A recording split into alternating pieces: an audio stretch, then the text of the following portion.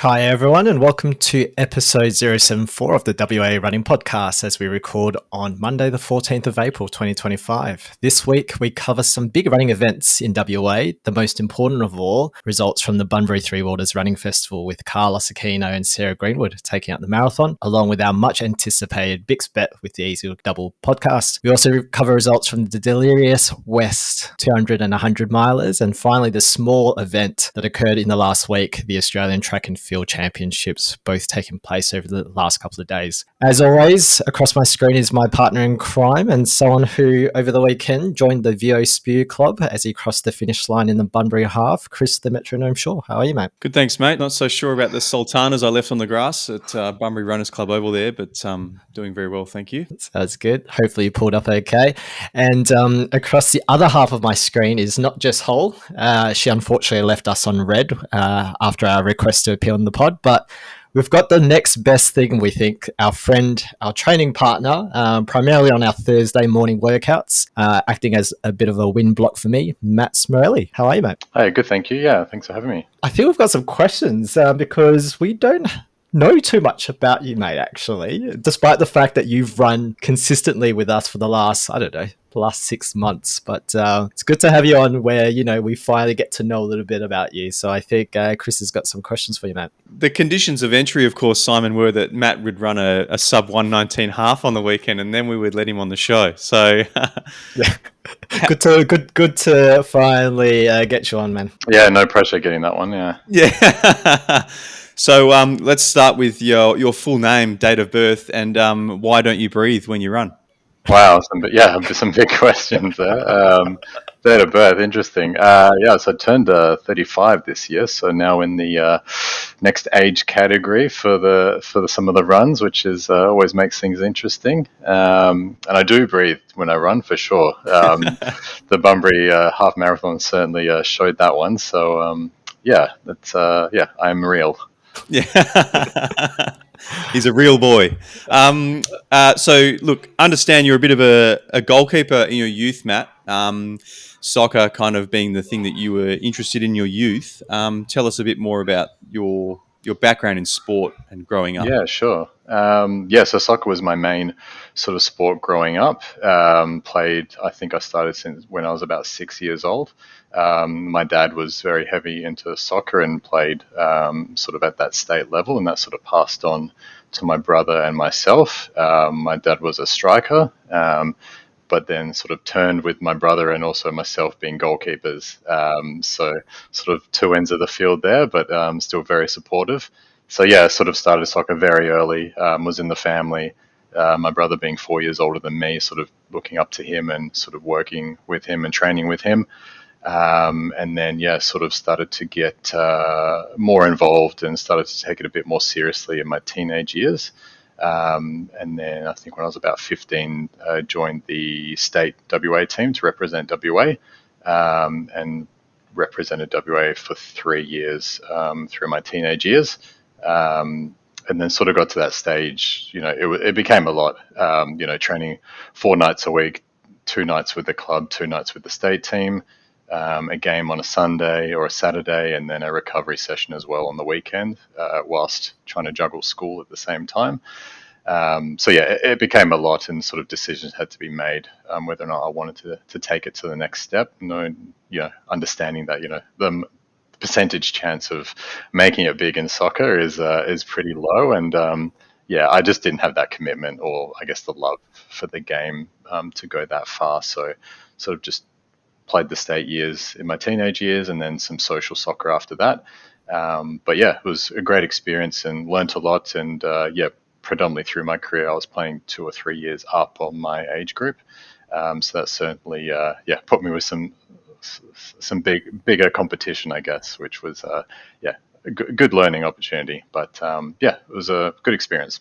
Yeah, for sure. And did Dad take it easy on you and your brother in the goals there, or did you just welly them into the top corner every time? He had his he was probably going a bit easy early on, and then I certainly had some very tough coaches though throughout my career, and certainly some track sessions which were pretty full on as well. So my fitness certainly wasn't there as what it should have been, but slowly becoming better, I guess, now than I was back then. Yeah, right. So when did you transition into running? And how did you get involved with the marathon club?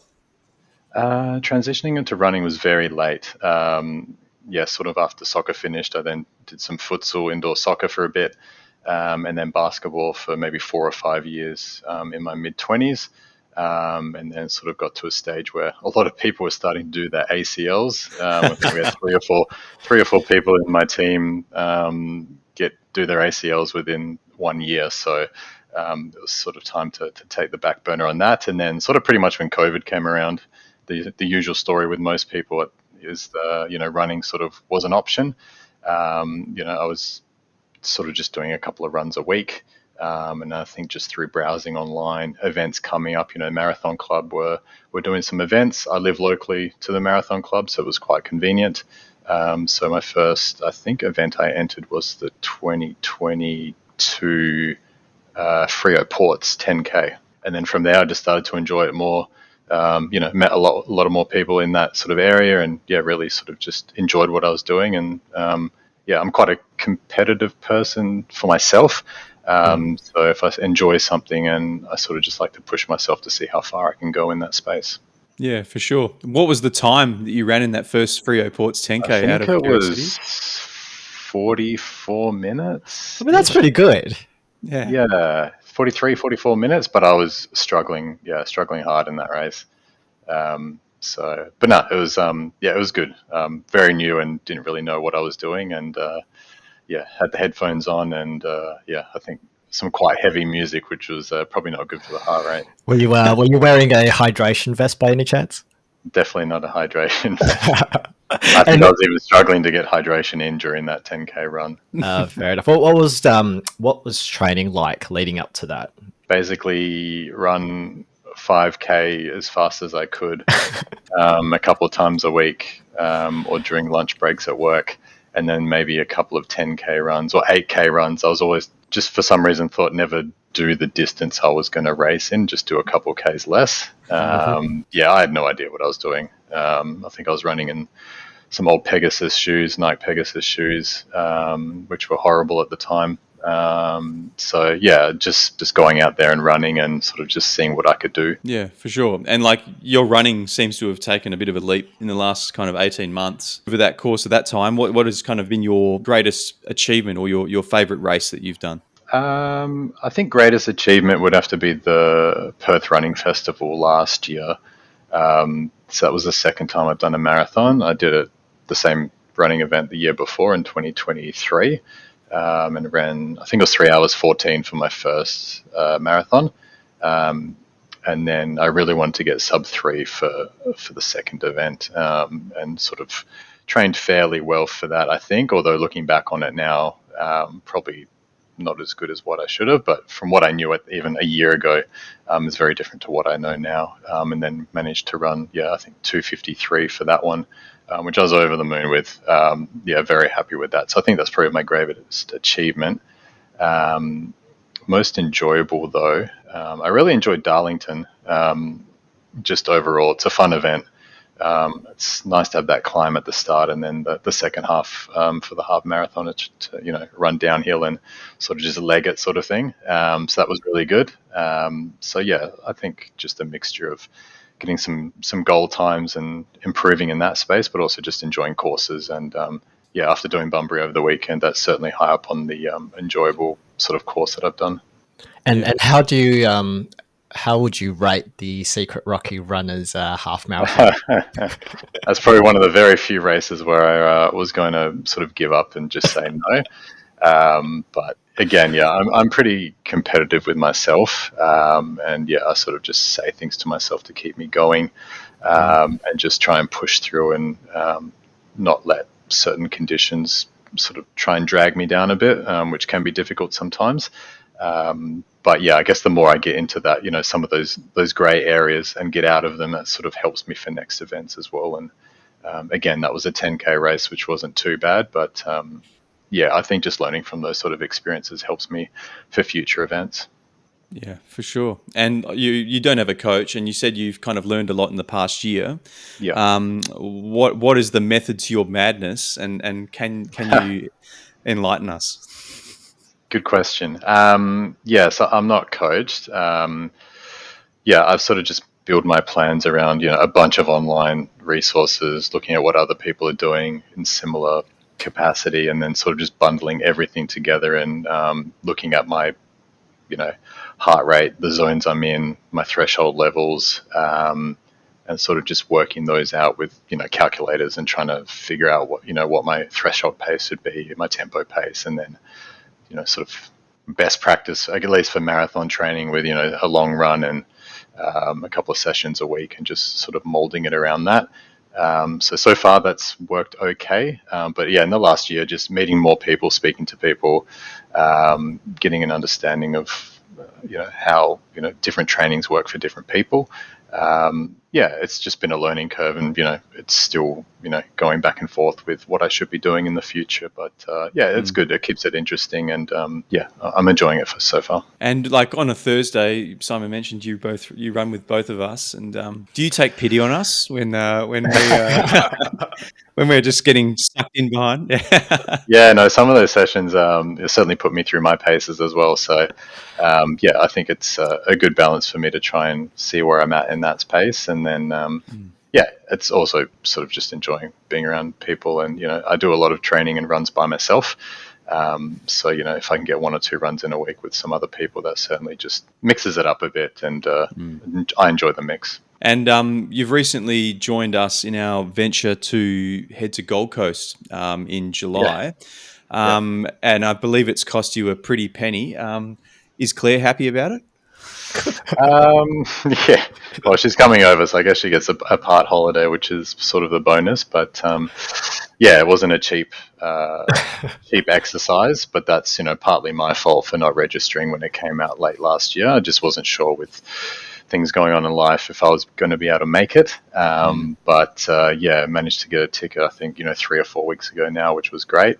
Doesn't leave me long to do the marathon build. But yeah, I think it would be enjoyable, and seeing a lot of people going over from Perth too. So it'll be a good event, and yeah, I guess I've got to get some good times in now to make it worthwhile.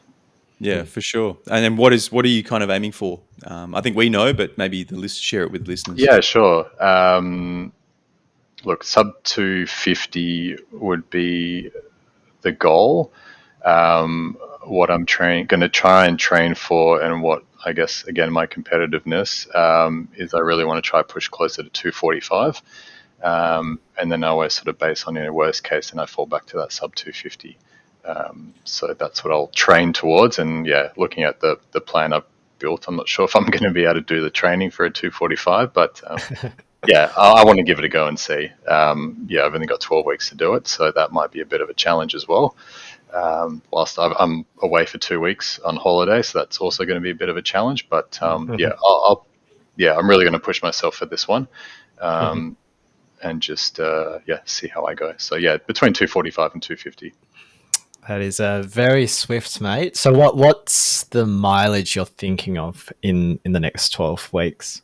I think peak mileage would be around the high 140s, 148, 147.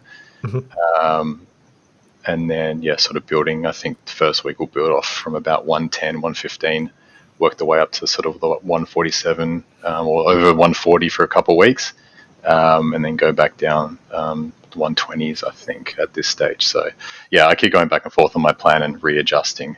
So I need to get that locked in by next Monday. Excellent. Well, we'll see how our Thursday sessions will go once we're deep in a marathon block, around how lively we are. I know like some of our sessions when it's on a hot morning, we don't do much talking on a Thursday morning when that happens. No. So I envisage that the next 12 weeks will be a hard slog once we're deep in the 130, 140K mark, I reckon. Absolutely, yeah. It's going to be some interesting times ahead, and yeah, I'm certainly going to be, yeah, whether it's at work or at home, probably going to push the limits with some people there.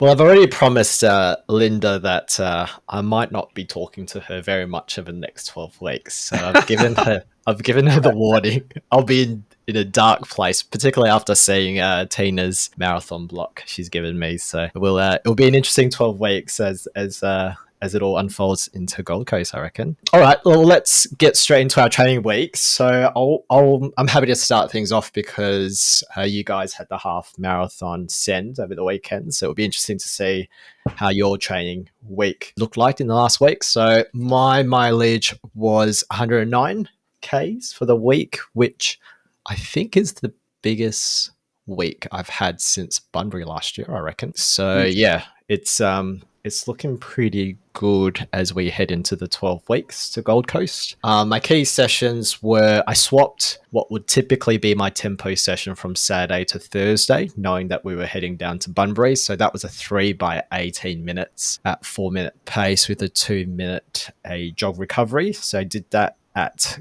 Gallop on Thursday without you fellas because I think you guys were just doing easy jogs then. So that was a tough morning without my wind blocks in front of me. So that was tough. Managed to do that okay. I'm trying to remember the weather.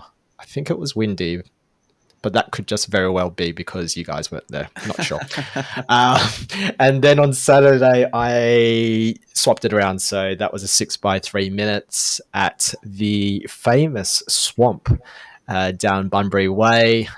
So I had a couple of local hecklers in the form of Ashley Ritson and Shelley Smith cheering me on, I think with Pete and Ashley's boy there as well. So that got me through the session in the afternoon. Did a bit of a VO spew on the other side of the swamp. I didn't have the face to vomit in front of Ashley's kids, so I waited till I was on the other side of the swamp to get it done. But that was okay. I was happy with the efforts. I think I averaged around 3:35s sort of pace, so happy with that, considering that I didn't sleep very well and we were pretty busy on the Saturday. So and then Sunday paced Brendan to a half marathon PB. So happy birthday, Brendan, and thank you for the future double whoppers. So that was my week. 12 weeks to go to Gold Coast. Tina sent me the next 4 weeks, and despite Gold Coast being the flattest marathon in Australia or thereabouts, she's prescribed hills and more hills. So I'd like to think that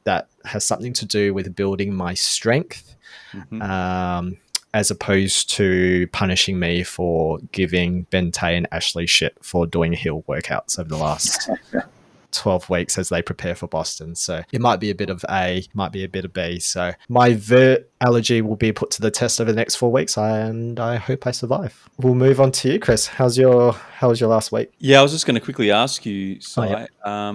The heels. I mean, that would be good for your cramping, you would think, as a repeat offender there. But where are you planning to do those Thursday sessions? Because obviously, Lake Munga isn't going to cut the mustard. No, I mean, in the running chat, you guys were talking about that hill on the side, but I actually don't know if It's not a huge amount of elevation though. Yeah, I don't know if that's 3-4%. I actually don't know what 3-4% incline is. Like comparatively, I imagine Kings Park would be a bit too high. Maybe. No, I don't know. That hill on the road then would be about 3 or 4%. Yep. Oh, is it? Oh, okay. Yep. Absolutely. Yeah. It's just not long. Oh, okay. Yeah. I mean, some of the sessions I think are 3-minute reps from memory. I can't remember. So as long as there's enough stretch, that's what 800 meters or a K worth. Then yeah, it looks like some of my sessions will have to be there, I reckon. What's is Lovekin the one up that goes up the guts in Kings Park, or is that major? I can't remember, but that one's a long, slow rise. You'll get 3 minutes out of that easy. Yeah. Okay. Yep. Well, looking forward to that. We'll see how I fare in 4 weeks' time.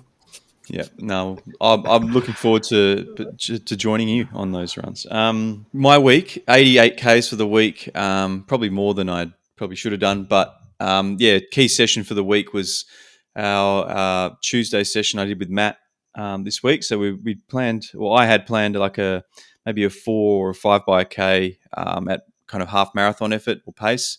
So we decided instead to do roughly 3:45s to start. And then kind of progress our way through to what ended up being like a 3:28 last rep. Oh, Jesus Christ. You're getting a little spicy there. Yeah. Yeah, but I don't know. It's good. It's good kind of feeding off of each other and just pushing each other a little bit. Kind of taking turns, kind of taking the lead and things like that. Didn't really do it around Monga this week. We did it around the river loop. So kind of just changed it up a little bit, and felt good. Felt comfortable.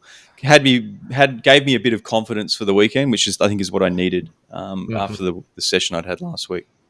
Yeah, excellent. And how about you, Matt? So what was your mileage leading up to Bunbury? And other than that 4x5, did you do any sessions? No, so I normally do, obviously Tuesday the session with Chris, and then Thursday would be the other session. But with Bunbury, I was tempted to do a session on Thursday, but I thought, this race I really wanted to be 100% for it. So no, just the session on the Tuesday with the 4x5. Mileage for the week was 74 by the end of the Sunday, which is probably okay, maybe a little bit more than what I was hoping to do, maybe an extra 10. But overall, just easy runs through the week.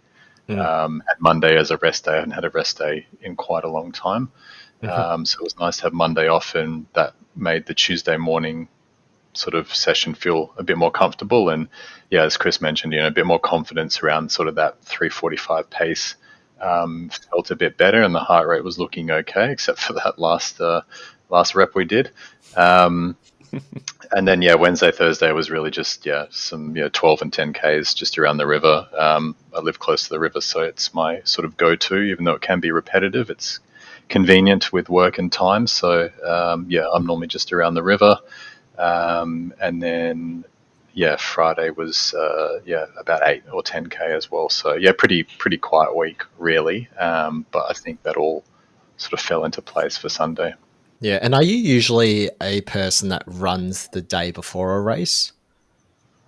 Yeah, so this I normally do. So the day before, I'll do like a 30-minute shakeout session in the morning, maybe with some strides or some really light intervals. And I'll have the second day before the race off as a rest day.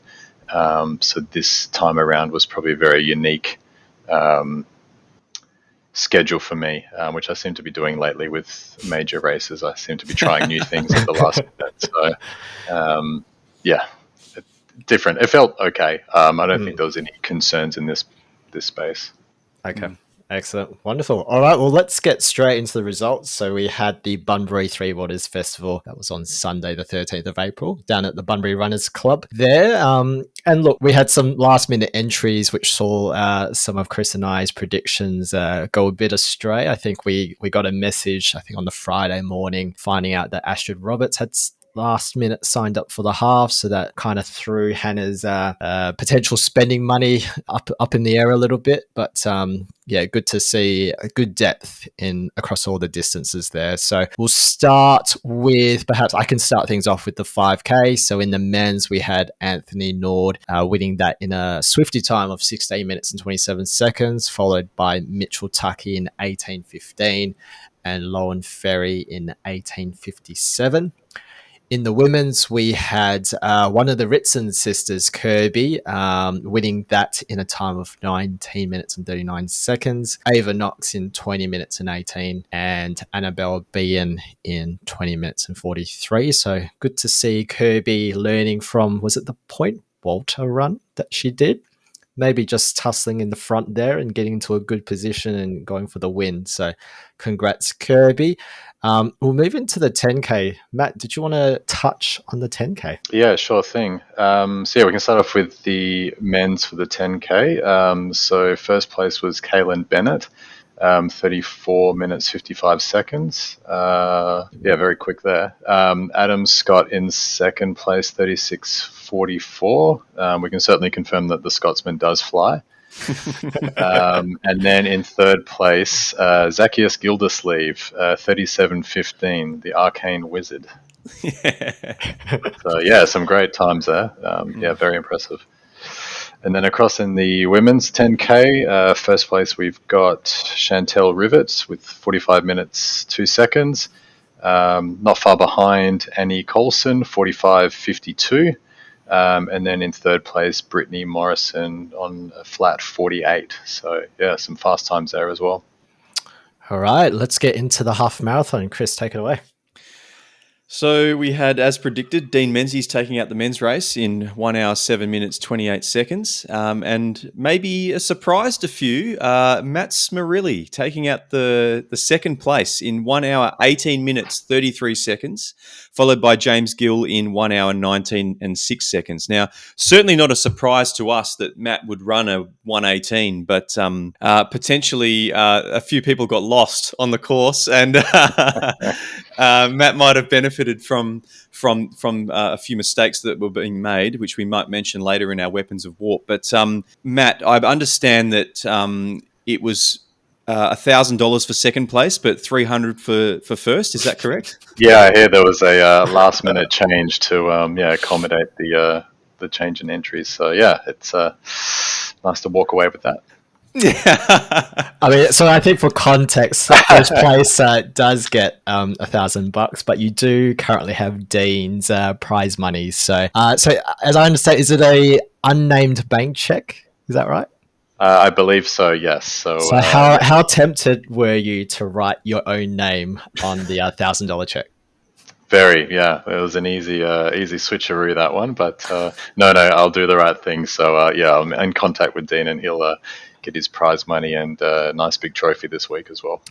Sounds good, mate. And I think early in the week you said that if you were able to get under 1:18:30, you would shout everyone ice cream. Now I see there you did 1:18:33.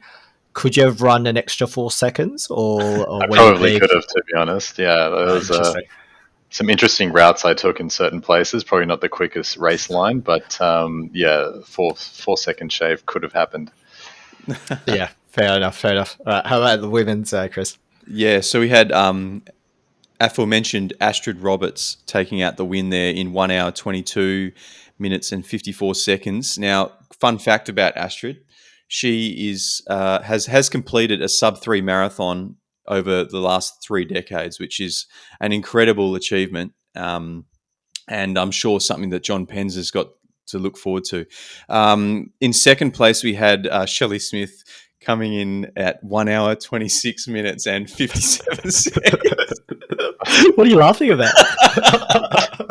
I'm just imagining John Pence running it sub-3 marathons in his 60s. Fair enough. I'll start again. Shelley Smith coming in second at 1 hour, 26 minutes, 57 seconds. The Bunbury Runners Club chief meme officer and classified tub girl, as we confirmed last week. So in third place, we had Kate Pritchett taking the third place over Hannah Paget there in 1 hour, 28 minutes and 27 seconds. Now, I believe Hannah was shoulder to shoulder with Kate over the hill. But yeah, we'll have to talk to her about it on Wednesday night, I reckon, Simon, try and understand the psychology behind that fourth place. But no, yeah, I think Hannah had potentially had some tightness in her back through most of that race, and yeah, she did incredibly well to kind of drag herself to fourth in the end. So yeah, it wasn't so much a shit fight as we predicted, but almost there. Yeah, no, for sure. I mean, would have been nice to see a few elbows being swung, but you know, it's all in good spirit, I'm sure. The men's marathon, Simon. Now, this formed part of our Bix bet with the Easy Double podcast. Adam Lamb of Front Runner was running this race, and the Easy Double guys had said that he would run a 2:39 flat. We had put our money or our Bix on the line for Karlos, and we did say that Karlos would run a 2:34.56. I'm not sure if this is considered insider trading, but Karlos ran a 2:34.54. Very suspicious there, Chris. Very suspicious. But I mean, we thought that it was, I think, yeah, leading into it, we thought that it was going to be completely off because Karlos was saying to you guys that maybe he was going to potentially take it easy. Meanwhile, when he was speaking to me on Friday night at the community run, he said that he was going to full send it and go under 232. So very unclear. Maybe Karlos was playing mind games with us as well, but it looked like it was a very consistent performance. So maybe he had 234 in his mind and got over the line for us. So yeah, we planted the seed. Probably it was a subconscious, like a inception, Yeah. But yeah, no, great run from Karlos. Unfortunately, Adam did DNF. He had some pretty severe stomach issues after the 30K mark. So yeah, no doubt he will be rebuilding back into. I think he's racing Gold Coast, if I'm not mistaken. So yep.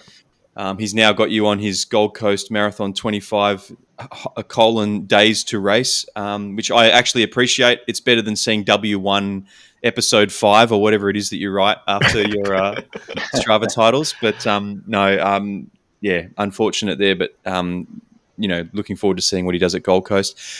Coming in second and third here were two people we had not flagged at all in the men's marathon. We had Jonathan Beck coming in second in 2:39.57. So rapid, sub 240. And then Justin Kelly coming in third in 2:47.43. So there was a pretty deep, in the end, there was quite a deep field in both the men's and the women's, wouldn't you say? Yeah, definitely. Because I think for us, we didn't make sub 3, but we were within the top 10. Whereas I think if you were over 3 hours, you didn't even make the top 10. So it was a pretty decent men's field there. So yeah, a really good field in the end. Yeah, for sure. We had our friend and guest of the Bunbury Lighthouse series. We've got David Perich aiming for sub 3, ran a 3:07.20. Unfortunately, had some pretty severe stitches through the kind of late 20s and early 30s. And so, yeah, it wasn't quite the time that he was chasing, but I'm sure we'll chat to him in the next couple of days and find out, exactly what happened there. We did have Jackson Lemon, the stakes sandwich man, running 3:28.27. So he can no longer be accused of being a sandbagger. He has gone out and put himself on the line and run a 23-minute PB there from Perth last year. So massive effort from Jackson. In the women's marathon, we had, as predicted, Sarah Greenwood taking out the race in 2:51.26. We did think that maybe Ash would be the competitor for Sarah, but there was a surprise, or maybe not a surprise entry, but someone that we hadn't flagged, and that was Kim Knox, who ran 2:59.28, with Ashley following not far behind in a 3 hour and 48 seconds. So Ash just missing the 3 hour mark there, but Kim was actually running with Sarah in the front for the first half, So I'm not sure exactly what happened there, but in the end, Ashley was actually really close to second place. And you did help Ash in those final couple of kilometres there, Simon. Any anecdotes to provide us? There was a lot of grunting in the last 2Ks by Ashley there, so I think she was definitely working hard. I mean, I find it absolutely remarkable that she can run that quick on 60K weeks. Inconsistent 60K weeks too. Yeah. There were weeks where she didn't run much at all. So and she had a bit of illness, I think maybe 3 weeks out. So yeah, you got to hand it to Ashley and her mindset to get her through. And I think as we were running, so us three were running the half marathon and seeing Ashley, she was probably about 5 seconds behind Perich, running 3 hours. So I'm going to assume that Ashley was running to feel and just felt really strong towards the end and just pushed past them. So, great effort by Ashley. I think when I saw her, I think after the jetty and as we were heading up the lighthouse, I think we were hitting probably a touch slower at 4:20s. But as we were going up the hill, we were definitely hitting sort of 4-minute pace. And then down the hill, she started to push really hard. So 48 seconds, so close. But an absolute mammoth effort from Ashley there. And I think we were saying to her after the race that, maybe sub 3 wasn't the goal at all. But for her to get so close is absolutely remarkable. Yeah, definitely. That's a great result. 100%. I've got a couple of shout outs here to run through. Also on the bus with Ash and David was James Richardson. He ran a 3:01:25, if I'm not mistaken. We spoke to him after the race, and he was ecstatic that he got so close. And he was very grateful to have the three of them working together. I think that those three worked pretty well together for the first 25 kilometers, kind of playing yo-yo with each other.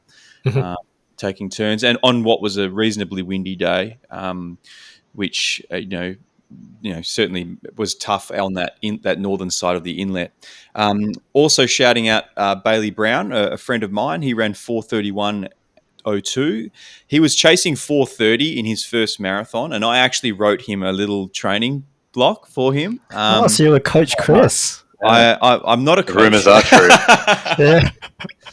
What credentials do you have, Chris? Well, I didn't charge him anything for it, so and I put some serious waivers on my emails when I sent it to him. So, but no, I think I had Bailey running roughly 60, 70 Ks a week leading up to this as his peak, and so his goal was to run between 6:20 and 6:30 a kilometre for his marathon pace, and that worked out to be about 4:30. And the fact that he got so close in his first marathon is astounding. So congratulations, Bailey. I think that'll be his last marathon, if I'm not mistaken.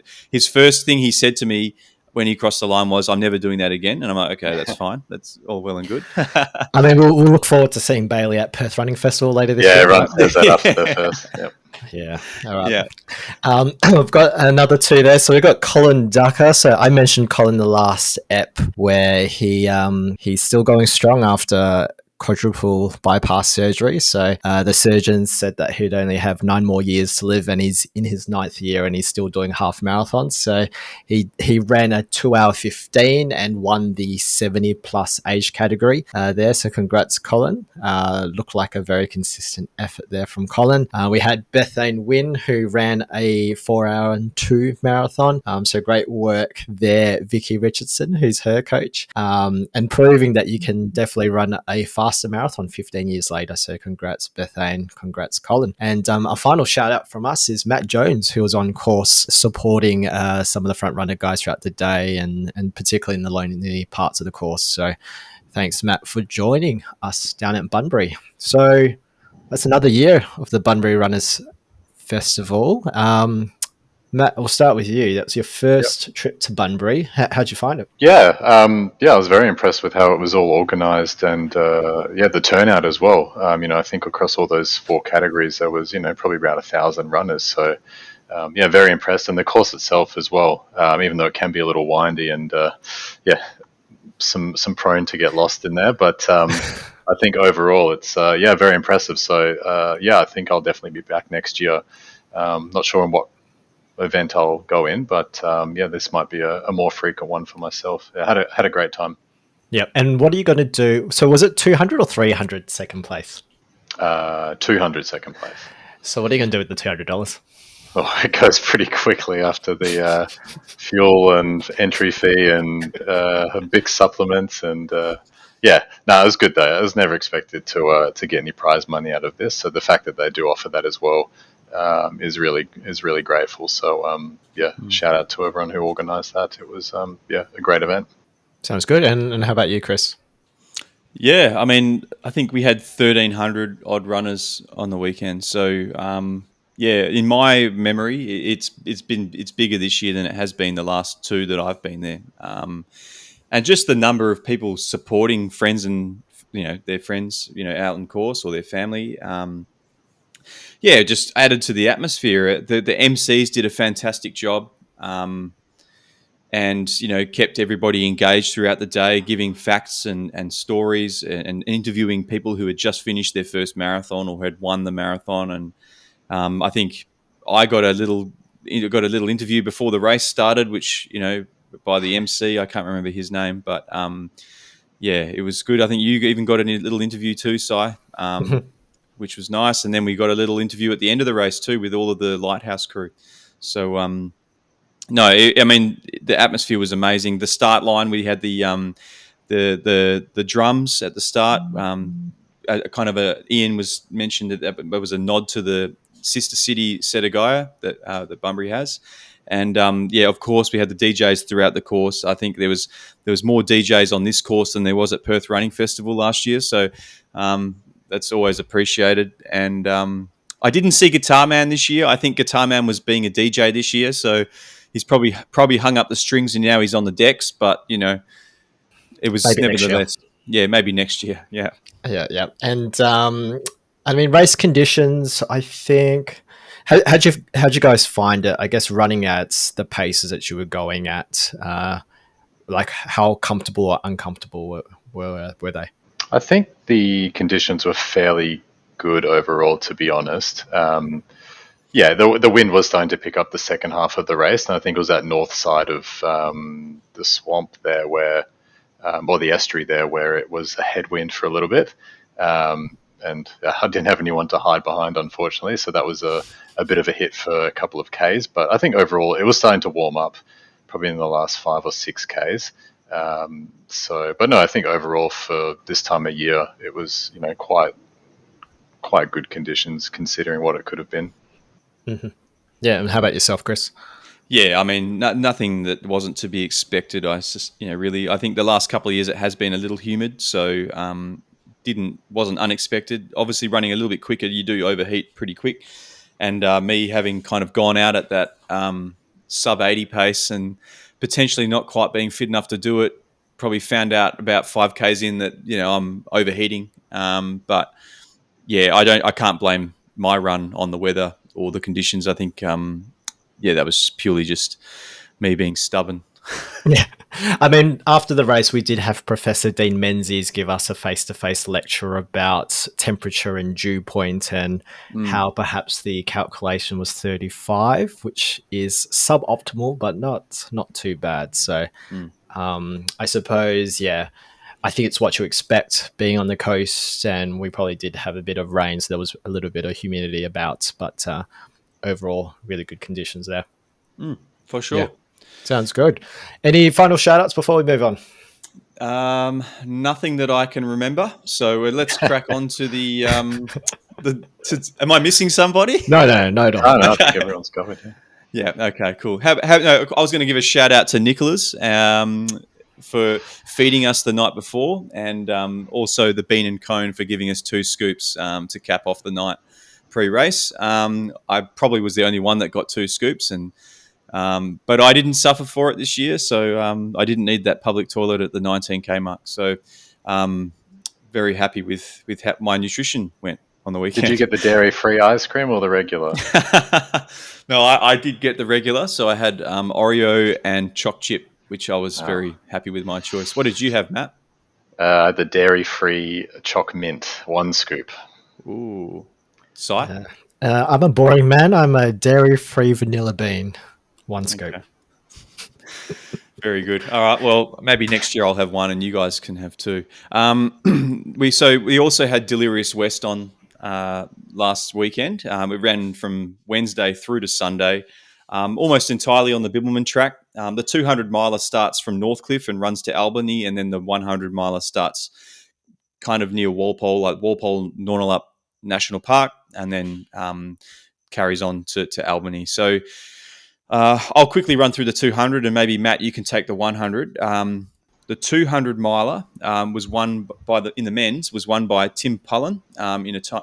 Well, when I say a time, it's a number of days. So we're going to go 2 days, 15 hours and 54 minutes, followed by Trevor Bosveld in 2 days, 19 hours, 25 minutes, and then Craig Jeffrey coming third in 2 days, 21 hours, 49 minutes. Now, probably the little bit of controversy that I mentioned, that I saw on the Ultra Series tracker was Jared Webb came in 4th in a time of 2 days, 22 hours, 43 minutes. But that included a 1 hour time penalty for helping out a fellow runner. I believe it was Matt Selinovich who DNF'd. And that 1 hour penalty cost him 3rd place. So that's pretty rough as guts when you're just trying to look out for your fellow person. But there must be rules in play, and he didn't adhere to them. So maybe next time just leave Matt in the bush and he can figure it out himself. I hope Matt's okay. I haven't seen his Strava. I have seen his Strava, but there's nothing uploaded there. So I do hope that he's in good condition. We also had Kate Janor in the women's race run 3 days, 1 hour, 41 minutes, and she copped a 15-minute time penalty for also helping Matt. So, yeah.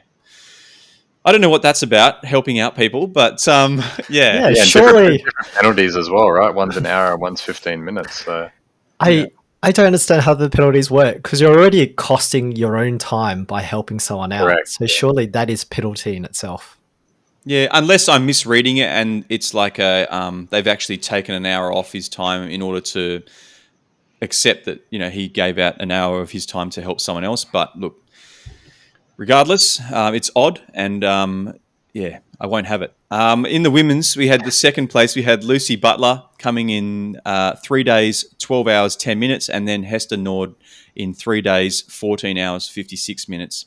A quick shout out to Kevin Matthews and Charles Bosveld, both listeners of this show, completing the 200 miler in 3 days, 2 hours, and 3 days, 5 hours, respectively. Matt, do you want to take us through the 100 miler? Yeah, sure thing. So for the men's, we had Joel Gray in 20 hours and 57 minutes.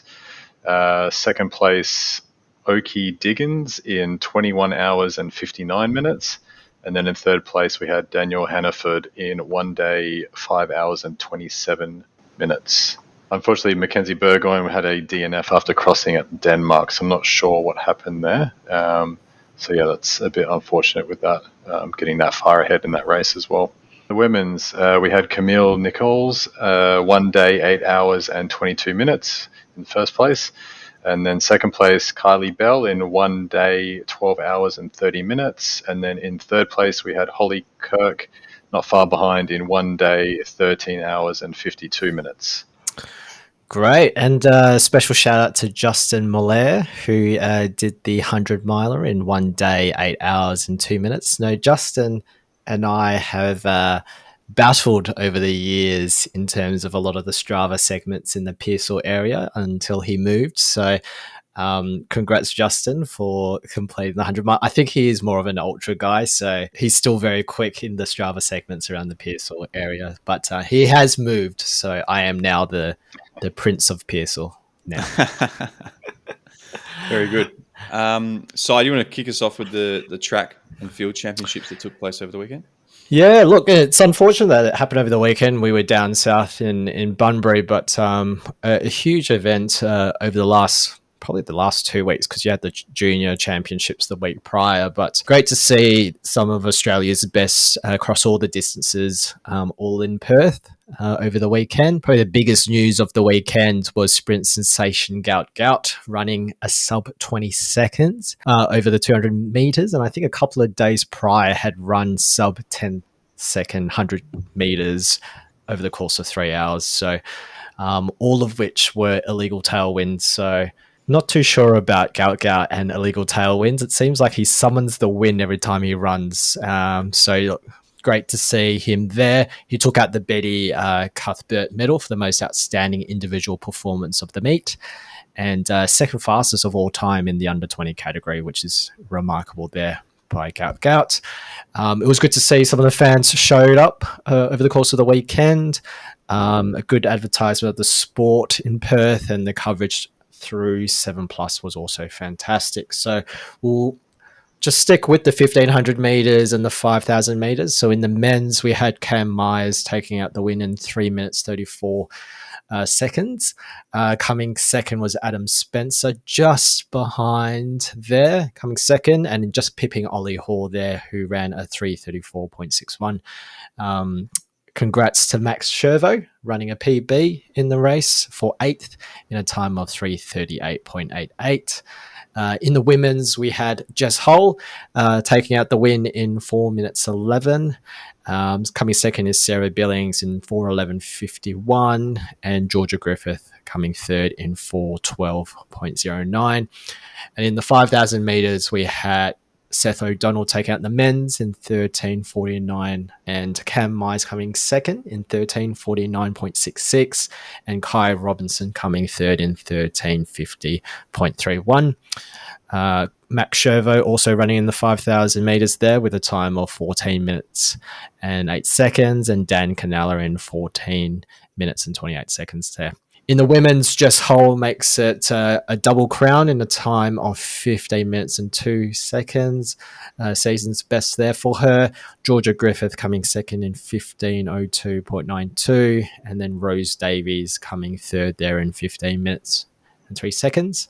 Congrats to some of the WA reps there, with Shine Monks running a time of 17.02, Charlie Rose Carline in 17 minutes and 25 seconds, and Amy Buckingham in 17 minutes and 35 seconds. Did you want to just quickly touch on the mixed 4x400, Chris? Yeah, so WA grabbed the win in the 4x400. It was the final event of the meet. And so, yeah, maybe I don't know if it's a surprise, but it's certainly great to see WA kind of topping the ladder every now and then. We had Jeremy Boyle, Alana Jukic, Adam Kopp, and Amelia Rowe in that team. So congratulations, guys, on the win. What was interesting, I thought, reflecting on these races, is how close the times were. Maybe not the fastest times by any means in terms of their respective categories, but obviously competitive. You know, a week or two ago, Kai Robinson was winning the men's 5,000 at Maury Plant over Seth O'Donnell. But this week, Seth O'Donnell's grabbing the win over not only Kai Robertson, but also Cam Myers, who maybe 5,000 is not his usual distance, but he's certainly one of the up-and-coming athletes in track for Australia. So awesome to see. Jess Hull obviously just doing Jess Hull things, winning 2 races. And and Cam, that 1,500 race in the men's is like extremely tight. Everyone in the 334s. So good stuff for Australian athletics at the moment. It's exciting. Yeah, excellent. All right, we'll move into upcoming events. So we have the Urban Coast Ultra Run, which is on Easter Monday, down at Tom Simpson's Park in Mullaloo, with the distances including the 27K, 64K solo, and the 64 relay. We've got the Anzac River Run, which is on Anzac Day on Friday, the 25th of April, 2025, down at Tompkins Park, with distances in the 4K and 8K. Have you ever done that, Chris? I haven't. But maybe I will. Maybe I'll go beat some 10-year-olds. In the 4K? Yeah. Yeah. Sounds good. All right. Then we have the Lake Rumble Run, which is Sunday, the 27th of April. We've got distances in the 5K, 14K, 21K, 28K, and marathon. I'm going to assume that John Pence is signed up for the marathon, is my guess, for his, I'm going to say 107th. Don't quote me on that. I'm going to say 107th marathon. And then we've got the Freo Ports Harbour Master Classic, which is done through the Marathon Club, which is on Sunday, the 4th of May. Distances including the kids 300 metres, dash, the 5K and the 10K there. And I believe you're doing the 5K with Henry, perhaps, Chris? I think so. I've confirmed that it does include a medal in the finish. So I'm pretty sure that qualifies as a race that Henry will want to do. Yeah. Sounds good. And then we've got, on the same day, the Secret Rocky Runners Salt Lake City Trail Race down there at Rockingham Lakes Regional Park. And also on the same day is the Wings for Life run, which is down at Burswood. And I guess we'll shout out Boston Marathon, which is on the Easter weekend. So I know there's heaps of WA runners heading down there, but the ones that we know is Gary Langham, Ben Tay, Ashley Yee, Abu Al Nator, and Kat Watt. So we wish all of those guys the best of luck. And we would usually have a preview with Boston with the Oracle Stride King David Nguyen. So I think he's come through with an audio recording. So if all goes to plan, here is our 90-second preview with David Nguyen. Besides being a marathon major, the 129th edition of a Boston Marathon is the oldest marathon in the world when it was first held in 1897. It is held every third Monday of April every year on Patriots' Day, a notable holiday in the New England area but signifies the start of a war for independence from England. 2025 will mark 250 years since that time. It is also known among many of us runners as one of the more difficult marathons in the world, due to its hills that even made Eliud Kipchoge look mortal. Around 500,000 spectators watch on each year, with around 30,000 runners on average, participating, giving an amazing atmosphere from Hopkinton to Boston. It is often an incredible mark of achievement for runners to make the cutoff for automatic entry, or a massive financial achievement after spending thousands through traveling fit, marathon tours, and of course merch from Adidas and Tracksmith. Boston's weather is notoriously unpredictable. Some days can be the return of Noah's Ark with the rain and 50-kilometer headwinds like in 2018 where Yuki Kawauchi won, or the perfect day when Jeffrey Mutai set the course record.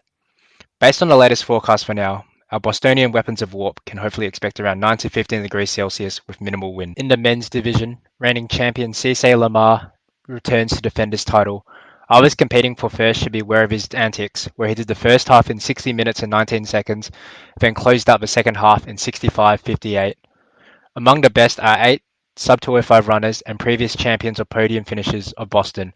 One to note is Australia's own Patrick Tiernan, so best of luck to him next Monday. For the women's, Helen Obiri returns in an attempt to defend her title for a three-peat, coming off a strong 2024 that includes first at Boston, third at the Olympics, and second in New York. However, 10 other women with PBs faster than Helen's will be competing for the title.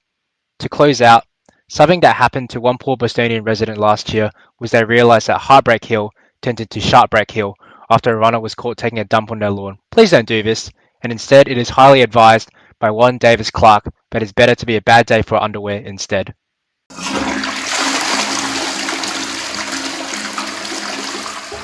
Thank you, David, for the 90-second breaking. All right, let's get straight into our warp admin. Yeah. So we had Community Run 005 last Friday. You two were there. I wasn't there. How was it? We had 4 shoes to try on, I believe. We had the Nimbuses, the Nova Blasts, the Metaspeed Edge, and the Sky. We had pretty good numbers. I think it was 35 or 40 people there. TRC was pretty busy in the week. They had a run on Wednesday with Morton. They had a run on Friday with Bix and us and ASICS. And then they had another run on Saturday morning with ASICS again and Banana Bread Chasers. So, those guys are obviously putting together the community runs in a big way at the moment. Raf and Sam are doubling down on kind of getting the club runs going again, having 3 in a week. But a quick shout out to Fiona Hugo for taking home a pair of ASICs in the Rock-Off competition that happened toward the end of the run there. And big shout out to Vlad for coming through with some limited edition Bix hats, which look, these ones go hard. They're beautiful. I didn't get I wasn't there, as I said. I didn't cop one. Tell me how it was. We'll start with you, Matt. How was the run? Yeah, no, it was good. It was another good turnout there. So it was nice to catch up with some new people as well to test out the ASICS shoes. So I picked the Metaspeed Sky to run the 6K in. So was tempted to do the 10K, but had to keep the distances down before the Sunday event. So the shoes felt really good. First time I've ever worn an ASICS running shoe and a race shoe as ASICS as well. So yeah, that was great. And then with the Rock-Off competition, I think I only made it through halfway, unfortunately, and got knocked out. So yeah, no free shoes for me. But the Bix hat always goes down well. And then a great catch up with everyone towards the end over some Bix refreshments. So yeah, an awesome turnout, and thoroughly enjoyed it. I initially tried the Metaspeed Edges, and then I've realized that my fat feet doesn't fit the ASICS Super shoes, which is devastating for me. So I instead tried the Nova Blast 5s, which are so comfortable, and it's probably no surprise because I've got the old Nova Blasts currently in my shoe rotation. So the 5s were an absolute dream, so much so that I went to the running center the next day to make my purchase. So they don't have the Nova Blast 5s in like the normal edition. So I went with the trail version, which is very similar. I think it's 10 more grams heavier. But I wore that on Sunday to pace Brendan in the half marathon, and it's effortless. Running at 440s, which is kind of in the sort of higher end of my steady pace. So yeah, that felt so easy. And when I was running with Ashley towards the end, marathon pace also felt really comfortable and easy. So definitely another shoe in my rotation there, and another transaction notification that went through to Linda lunchtime on Saturday.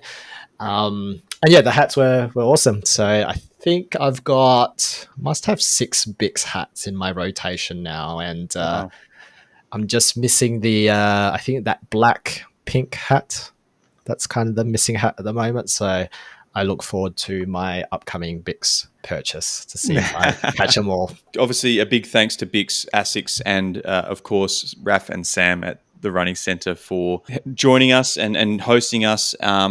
Obviously, making it's getting bigger and bigger each time. We seem to have a really good relationship with those guys, and we've got something coming up in the mix for HBF, which will be Community Run 006. Look out for that kind of, I guess, mid-May. We're talking about maybe the 22nd. In the week leading up to HBF, which is on the 25th. So keep the eyes peeled and the ears pinned back.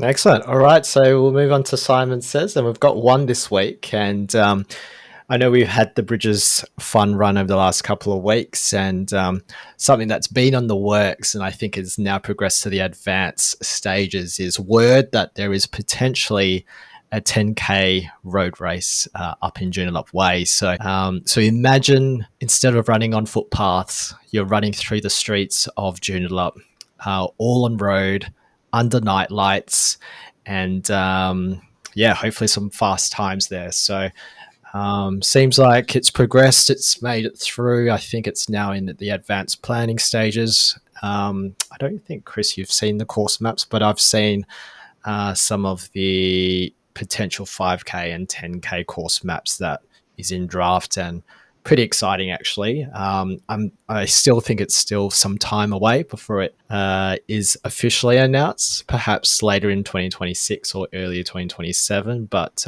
exciting to see that challenging Bridges as the premier 10K race in Perth. Yeah, for sure. And I imagine it would be quite flat too, not having to cross any bridges.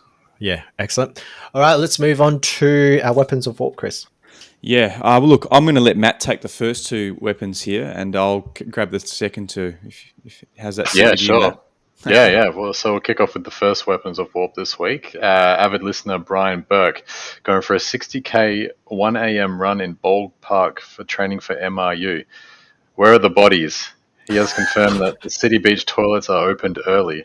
That is a very early run to get 60 Ks in. Very suspect activities at that time in the morning. I'm not sure who else would be around at Bold Park at that time in the morning. No, I mean, the reference to the bodies obviously is that, that's kind of serial killer hours, that stuff. But yeah. And I think it was on a weekday as well, so it's not like a weekend run. So I don't know what Brian does for work, but 1 a.m. on a weekday for 60 Ks, and I don't know how well lit Bold Park is. I don't think it's very lit at all. No, not lit. Yeah, yeah, moonlit. Yeah. So don't know what you're doing, Brian. But look, looking forward to your performance at Margaret River Ultra. That's for sure. And what about the second nomination? Yeah, so the second one, Ryan Greenwood for choosing his own adventure at Bunbury 3 Waters after missing a turn and sending it south during his marathon-specific workouts. So obviously Ryan's loss was my gain in this situation, but I felt pretty bad for Ryan at the end, and I did see him coming back towards me, probably where he did turn off after the fact, and I was a little unsure of where to go, especially when you were running by yourself at that stage of the race. So disappointing, but I believe he's got a potential free entry for next year to make up for it, which is good. Sounds good. Yeah, no, it sounds like Ian has smoothed over any potential bumps in the road there, which is very generous of him. So another weapon of the week, we had Vlad Ixel. He won the Australian 60-kilometre short course trail championships with 2,300 metres of elevation gain. This was in 34-degree weather, mind you. And since when was 60 kilometres a short course? It's unbelievable. Unbelievable. Yeah. Nah, congratulations, Vlad. Great run there, mate. And one that's probably very close to your heart at the moment, Simon, is Todd Ingraham. This week he features on the Never Just a Dog podcast, where he opens up about his transition from the road to living with motor neuron disease. If you have a chance to listen, we'll share it in the episode's show notes, so please give it a listen. And if you have any spare change to donate to Tina's HBF fundraising page, we'll also share the link to that as well. Cool. All right. So that's it for us in episode 074. So you can reach out to us on Instagram at WA Running Pod. Our email address is warunningpodcast@gmail.com. And our Strava group is Warp. Matt Smerilli, pleasure as always. Do I see you this Thursday at this workout, or you're doing something different? Yeah, I'll be there for sure. Yep, you just tell me the time and place, and yep, I'll be there. So yeah, thanks again for having me. It's nice to finally make it. Yep. Maybe a regular guest host spot. We'll see. Maybe if you do sub 2:45 at Gold Coast, we'll have you back. No pressure. No, easy. All right. Thank you, Matt. Thank you, Chris, as always. And we'll see you next week on the WA Running Podcast. See you, fellas. See ya. Thank you.